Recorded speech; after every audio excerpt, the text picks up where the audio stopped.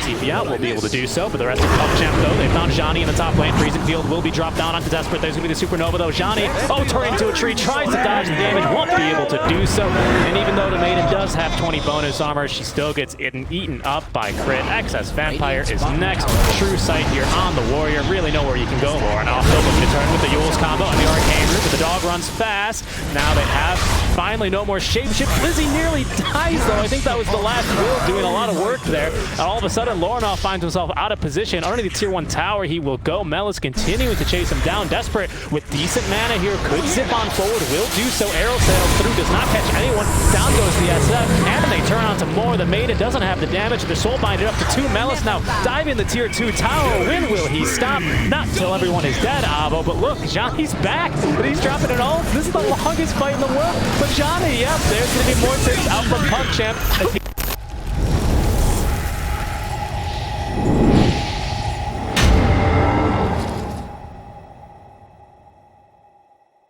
Just because he brings too many summons to the table, but they're going to be running the Mirana top lane instead.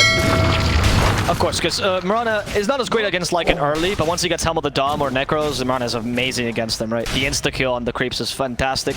And I think she just does a bit better in harassing the Grimstroke as well. So, I mean, it's one of X's Vampire's also star heroes. You went for Gush level 1 on Blizzy. They're putting a lot of pressure on Grimstroke. They know they're not going to kick Lycan out of lane too easily, but they should be able to kill Grimstroke if he messes up. Just like that. First blood, very simple. Very good arrow as well. Yeah, well, that one's granted thanks to the ward. I was about to point that out, but looks like he's going to point it out with the nice little arrow there for first blood. Just amazing harasser. Mirana, just one of the more powerful heroes probably for like, what, 2-3 years now for just so many reasons. Actually, please nerf her. In 7.28, and it's no surprise to see why. I mean, with rapid attack rates, and you've got now the Gush minus armor, even Lycan starting to not have a very fun time here. And that's a dead courier as well. It's a really, really tough start to this game here for the Grimstroke. No more passive gold here for a little bit of time. That one really, really hurts. He finally has a single point of Feral Impulse, which has got incredibly buffed at level 1 as well. So now it actually gives you, not in the last patch, but gives you a bit more regen, which makes it a bit more valuable. Just have a single point in it. Yeah, I mean, it's quite important in this game because there's a real chance right now this SF's not having such a great game as Pubg does. Ooh, he might die. I think he dies here.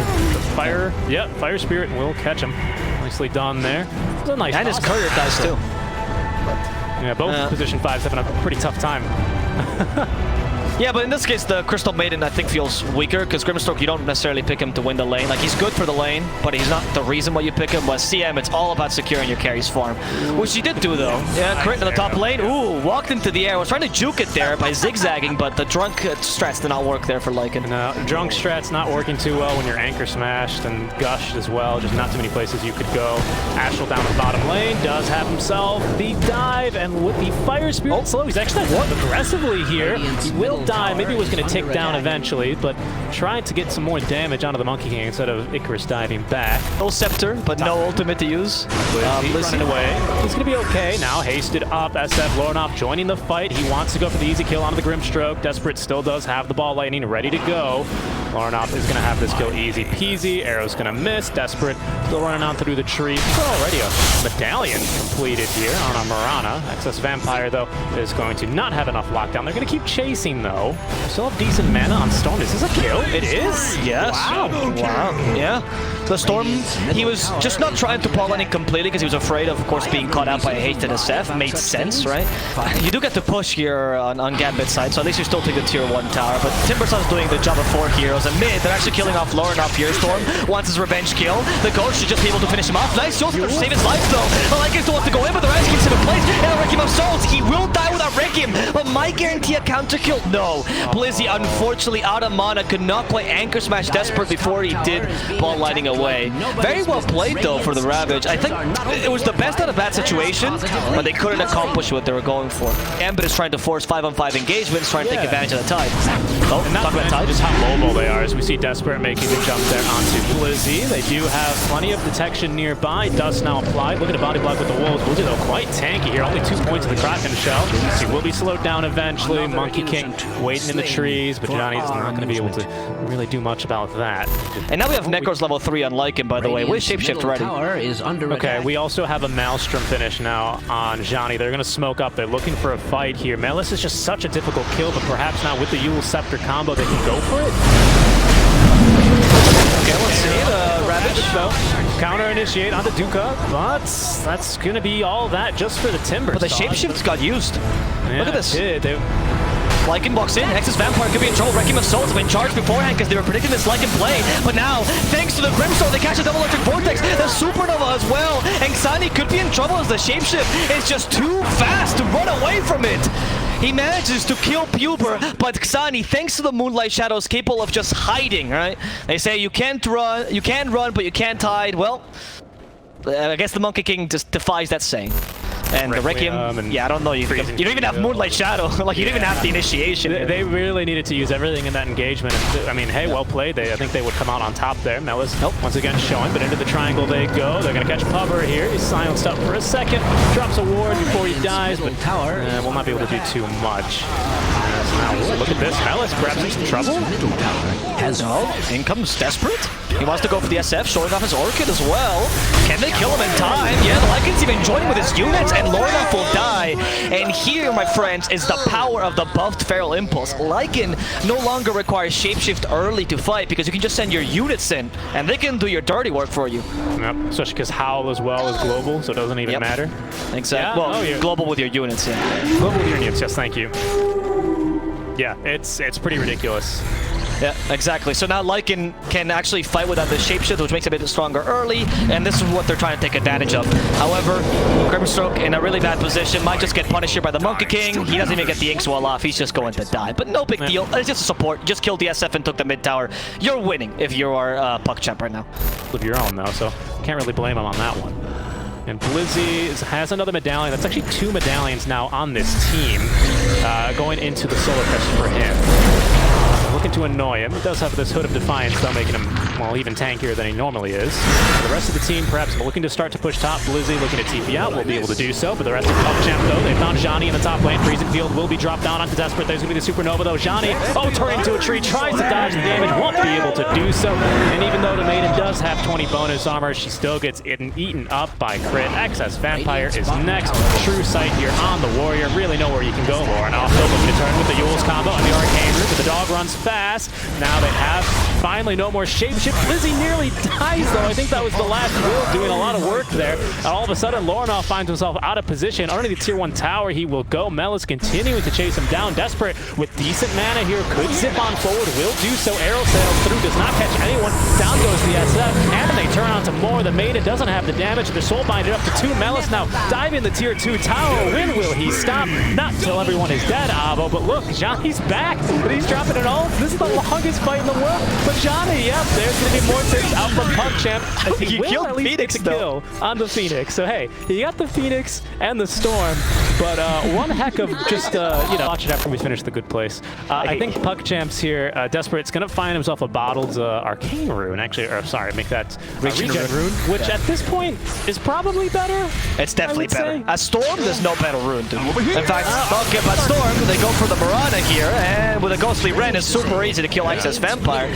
Goodbye to the Mirana, and look at PuckChamp, already 2k in the lead, pretty happy with the lineup. Melis trying to go into the high gun, cuts on the trees, hopes for the Inkswell stun. Very well played by the Timbersaw, but not quite stunning out Lornoff. Instead, they silence him. He has a big AB. He could still use it. Requiem of Souls immediately trying to push Melis away, but it's a bait. He wasn't actually going to use it. But he does force the enemy team to back out. That's how you know he's a true SF player.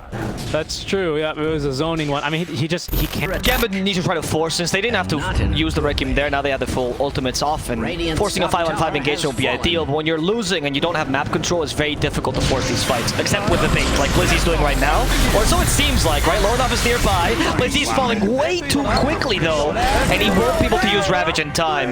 Now they try to hook shot to the Shadow Fiend, but it's like, I'm playing Timbersaw, so they can't really do that. Wow, that Timbersaw damage was incredible. 545 pure damage. Could not purge off that silence, unfortunately, so no chance to use the Ravage. And honestly, honestly, even if he wasn't silenced, I think he probably, again, just would have taken the death. There's no follow-up. Gambit, they're at this stage of the game already where they need their team fight superiority to try and turn this game back in their favor. I think late game, they're looking a little bit better here, but for now, the problem is actually getting to that late game. And it's going to be made especially difficult here as PuckChamps will be picking up the first road of the game here right around the 20-minute mark. Yes, because despite all the farming that you have, your mid laner is essentially more of a space square than he is a secondary carry, as opposed to the Storm, who's very easily a win condition here. That's really cool, actually. I like that. Wait, Blizzy in trouble. Lorna does have a Wrecking of Souls, charges it up.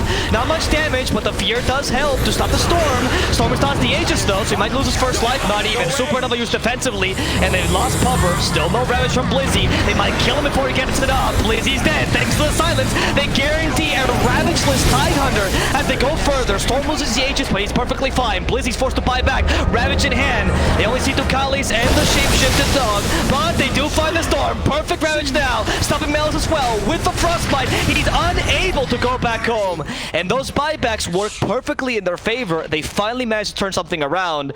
However, I think that's still a equal trade, if anything, right? Because he did force the 2 buybacks. Not ideal for them, but it's the best they could muster. So Tide is kind of doing 3-4 roles at once, and that's making Blizz's game really difficult. So a lot of his deaths are just a result of him trying to fulfill multiple roles because of the draft they drafted. Oh, another smoke here. They're going to catch Johnny, perhaps. They broke the tree. A big silence, though. Can they CC him? They can. No chance to get that BKB off. Not too much else lost, however, but Crit is going to be looking to chase that, chasing them down. As Lorna going to counter this game, Blizzy as well with the Ravage on top. They want this like it, and they got him. Send him to the pound for another 50 seconds. I'm over here. Can they get any more, though? Desperate jumping, diving the tier 2 tower. There's no Ravage, there's no Requiem, there's no BKB on the asset, but there is Pubg, and he's got the freezing field laying it down. There's the kill now onto the Storm, but the Supernova will eventually scare them off. But very, very well worth it out from Gambit. Nicely done. Each and every single ultimate really just so important, and Gambit is showing that here. Yep, now they're hiding in the trees, hoping for a kill on Blizzy here. I don't know about this one, yeah. That fake back with people dead. Monkey King is not there. Maybe Gambit's not getting the damage. Blizzy does have a TP available though, as Excess Vampire just dealing with Melis, making sure he can't kill off his Tidehunter. And he didn't die. That's really great for Blizzy. I love the Bullwhip. I think it's my favorite new item, just because you can bullwhip enemies. And you get some more stats, more damage, and they're going to smoke up here, on the back end of this Ag's purchase. All right. They have everything. Literally every single teamfight ultimate, and as we mentioned, the Axe purchase. They see the Timber Saw, but they know not to go on the Timber Saw. Anyone want the Timber Saw? Okay. Nope, they want the Timber Saw. I mean, they kind of just gave up when their smoke broke. I think they were trying to back him, but they saw that there were people behind him. They're like, I like that they didn't commit, though. If they went for the Timber Saw, despite them having the Spirit Vessel, because Timber now has the Greaves, he can dispel that Spirit Vessel, and it's no longer easy to kill him. Yeah, definitely. I'm surprised we didn't see like a double smoke there from Gambit. I'm surprised we didn't see like a blink, a blink Yules into an arrow sort of setup to try and, you know, burst him down. There. Yeah, but you're totally right about the Greaves. I'm just saying we do have some arrow set up, and oh, here comes Melis again. Gosh darn it, they don't want him. Oh, they want instead this light. Can they find an arrow into the Ravage as well? They caught Melis from behind. Johnny has got the vision, and now he's got Bloodlust in here for Melis. They can kill him quite easily as well, even through the Greaves, and 2 more kills there for Gambit onto 2 very important cores. I'm starting to think that this Storm Spirit Eggs, or sorry, make that the BKB is really what PuckChamp at this point is kind of looking like their last hope in terms of their power spike. The Storm BKB is, I mean, I don't know if last hope necessarily, but a necessity at this point. I don't think they can fight it out at this point. No, yeah, definitely. The team fight though that went really well for them was Excess Vampire got caught. Desperate, I like that he's still trying to go for these skirmish kills, because they can't really fight 5-on-5 any longer. As we mentioned, they're now gone into their strong point in terms of team fight. But these skirmishes sometimes lead to casualties, like this poor bird, Astral. What will PETA say? PuckChamp just leaving the bird behind, letting him die. Well, great. Anyway, the play with the Lycan was really good because the arrow actually got blocked by the wolves. So they had that planned, and they had the Ravage's secondary stun. Yeah, so that's why he only had 1 wolf there, because he blocked with the arrow. So PuckChamp, you're pretty much safe, especially with heroes like Timber Saw or Lycan, which are relatively tanky. You need that damage. SF doesn't do enough, which is remarks the point about the Ravage you were mentioning. Look at Blizzy now. He's pretending like, guys, I'm still just pushing alone. I swear there's nobody behind me. There's nobody in this high ground. I hope you don't come and check. That'd be awful. Gambit are doing a little bit of the regular W push here. Fool me once, shame on you. Fool me twice, can't be fooled again. Someone must be very pleased. They're not Was that taking that bait. Or himself. Was that what he said? Exactly. I always remember. He's got lots of quotes. That's a good one. That was a great one. All right, Melis. He walks in. Okay, Monkey's just giving a free... Jingle Mastery, not too bad. Shapeshift, Ravage, stopping it completely. Wrecking Assault's perfectly planned. And Crit is done for it. Melis as well. Look at that team fight by Gambit. They were not expecting that whatsoever. Blizzy got the perfect Ravages we were speaking about, and really good counter initiation by Lorna. Now also finding the Phoenix, and they can stop his Supernova from coming out completely. CM from behind will end up dying, but honestly, it's a CM. She's meant to die at this point. Yep. That was a tenth of Monkey? Oh, no shard, so he still takes too long for the 3 dents to reach the storm, so he can't really chase after him. I want to point out something huge here, and quite often, particularly for that. Yeah, and I mean, you still do have yourself a very nice leveler in your backpack, so you also best of both worlds. Yep, yeah. Leveler probably for when you want to do the death ball push. Right? Yep. Initiation here for the Mirana. He has a BKB, so they only go for the Mirana for now. They want to catch the Monkey as well. Monkey standing his ground, and they can't quite kill Xani. The CM, she has a BKB! She's going in. She's like, guys, why didn't we fight? She also used it to dispel her own frostbite because she knows that the single misstep by this Crystal Maiden means death. That's great. All right, so just a buyback there from Gambit. Again, you're kind of happy with that. They're going to be able to slow down this Roche attempt. You did utilize not only Shapeshift there, but also the 9-second BKB here on your Storm Spirit. Let me at him. All right, well, here they go again. Another smoke, but Gambit very wise, Storm holding the high ground. Jumping in, desperate though, finding Blizzy. As he will now be leashed up onto Stu. Now they're going to be looking to jump him. Another silence over there. It's going to be the BKB off the maiden. Nice Supernova. A lot of damage, but Crit right on top of him. As well as the Supernova doing tons of damage. The one through in the back of line, but really all the attention in the world is onto this Monkey King. Down he goes. Blizzy pops a BKB, but is unable to really get much done. They have lost the Storm Spirit, however, who has bombed back. That was still very well played, particularly by the Phoenix, because we talked about how good zone out Gambit has, but we do have one source of zone out in PuckChamp, which is the Phoenix Supernova, right? Perfect positioning for them there. Now trying to sneak a quick Roshan with a Lycan. It should be possible, but can they get there in time? I mean, this Roshan's about to follow the arrow. It's the Lycan! They can fight this! They're having 2 years too! That's for use the BKB, takes the Aegis, fights the Mirana, kills the Mirana easily! The Tide can't do anything! Lornov is forced to BKB TP, because he's completely useless in the face of death. They've lost the Tidehunter and the Mirana, neither of which have buyback. CM is just an extra treat. Why? Okay, sure. Gambit will have to defend this with only 2 heroes, and they also lost Roshan and Aegis. That fight could have been, I mean, it pretty much might be the game-winning fight for PuckChamp. Strange to say. I think it was a very, very bold move to go for that Roche call there, as he said, but it worked out beautifully for them. I will say, though, just because I think I nearly missed it, SF picked up the Refresher Shard, consumed it, got a Requiem off, BKB'd, and runs on home. Will it be enough to save the day? Honestly, I don't think so, just with the push. We were talking about it earlier, but this push is just devastatingly strong here off the side of PuckChamp. There's going to be no Tidehunter for another minute, no Mirana. It's your 2 cores. I don't think they're going to be able to hold on to this one, though. SF does have buyback, but I think this is it. I think PuckChamp are going to take this game. Radiant's middle tower is under attack. In the craziest of fashions, after I think the Phoenix Supernova really was what won them the game, forcing a couple bad buybacks, and then just fighting that Roshan fight, ill-advised for Gambit. One simple mistake can lose you this game. Wukong's command, your ring is massive, but it doesn't matter if you don't deal any damage. And yeah, Timbersaw doesn't care. Look at this, the Monkey King desperately trying to force him team out of his base. Activates BKB, this will be the last fight. Supernova's been used. Monkey, back to the fountain you go, as your Ancient's about to fall. The GG will be called, and PuckChamp will win game number 1 of this series against Gambit Esports.